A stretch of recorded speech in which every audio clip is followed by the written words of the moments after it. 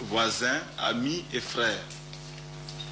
Des contacts téléphoniques extrêmement rassurants, par lesquels contacts ils nous ont également assuré en retour de leur soutien et de leur désir sincère de voir la Haute-Volta s'engager dans une voie de développement, dans la stabilité, comme ils le précisaient généralement. Ils l'ont précisé tous.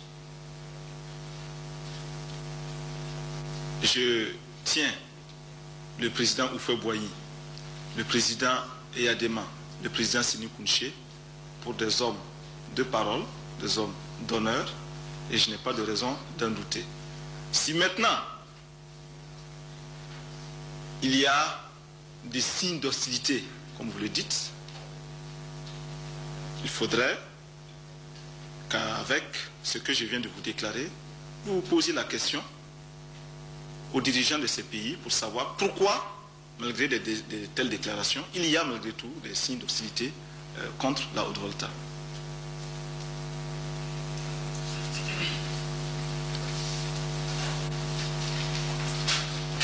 Rachid Lourjan du journal Moudjahid, Algérie. Donc je suis avec mon collègue de Algérie Press Service, représentant d'un pays arabe et africain. Et je souhaiterais, Monsieur le Président, que vous consacriez un mot sur vos rapports avec le monde arabe et vous demander comment vous souhaitez-vous voir fonctionner la coopération arabo-africaine et comment la Haute-Volta, du point de vue de la Haute-Volta bien sûr, comment la Haute-Volta envisage cette coopération.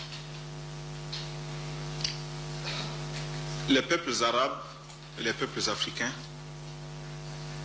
sont des peuples qui ont le même combat.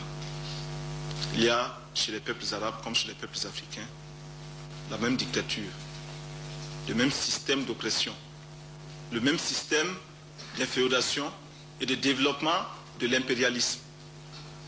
Tout a été utilisé pour opposer le peuple arabe au peuple africain et vice-versa.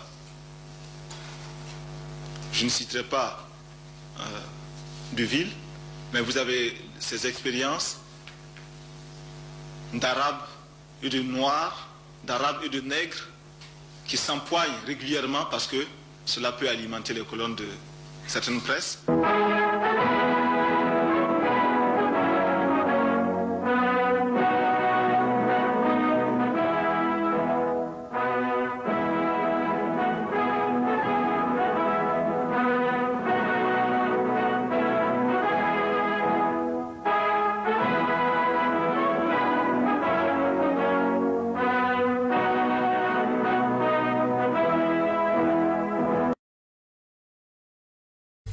On reçoit ça. Ouais, c'est embêtant. À chaque fois que vous publiez une vidéo, vous devez avoir des notifications comme ceci.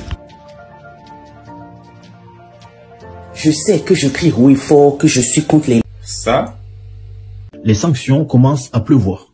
On me menace de me bannir du programme de monétisation TikTok pour avoir publié cette vidéo. Tu as sûrement entendu parler de ce qui se passe au Congo. Et si ce n'est pas le cas, je t'invite à aller te renseigner parce que à l'heure... Et ça encore. Ouais, t'as bien lu, hein. T'as très bien lu. Aujourd'hui, j'ai envie de dénoncer en fait cette inégalité qu'on reçoit sur les réseaux sociaux, surtout quand on est une femme et qu'on est noire. Le nombre de commentaires que je signale tous les jours et pour lesquels j'ai toujours une réponse en mode « Ah ben non, ça n'en fera pas les consignes communautaires ». Je me pose des questions de quelle communauté vous parlez parce que c'est quand même assez intriguant. Là, je pense qu'il n'y a pas plus clair. On sait très bien que c'est une originalité, donc le concepteur de ce mot-là, très original. Je pense que ça en est de trop pour le cercle africain. Liberté de communication, de partage et de connaissances. C'est la raison pour laquelle nous avons mis sur pied le réseau social africain Djiba World, disponible sur App Store et Play Store.